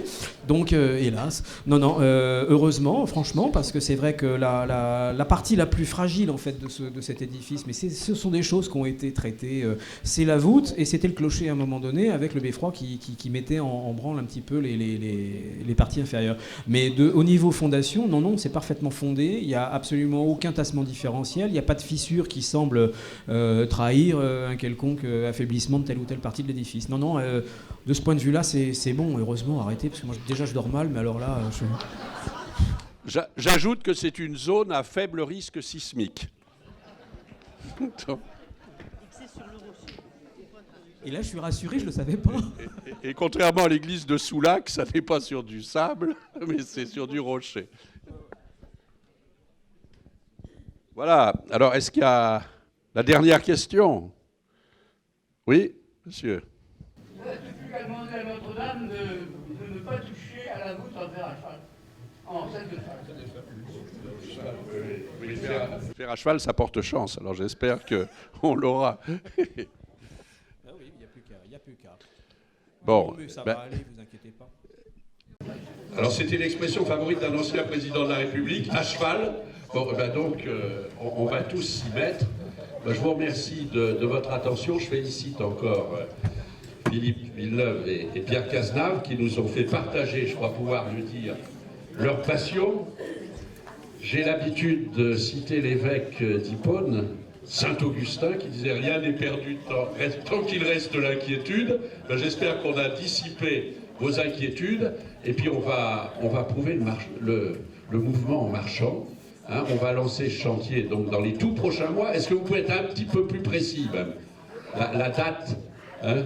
Est-ce du côté de la Saint-Jean, du côté de la fête Nat, ou entre Saint-Jean et la fête Nat? Donc on se retrouve... hein? Bon, la mi-juin, la Saint-Jean c'est le 24, hein, si je ne m'abuse. Bon, voilà. Donc rendez-vous à la mi-juin pour une belle et longue aventure. Mais suivant la formule, il n'y a que la foi qui sauve. Et puis je compte sur la présidente de l'ADER pour me servir d'aiguillon. Et par là même, voilà. Alors belle et longue vie à Notre-Dame.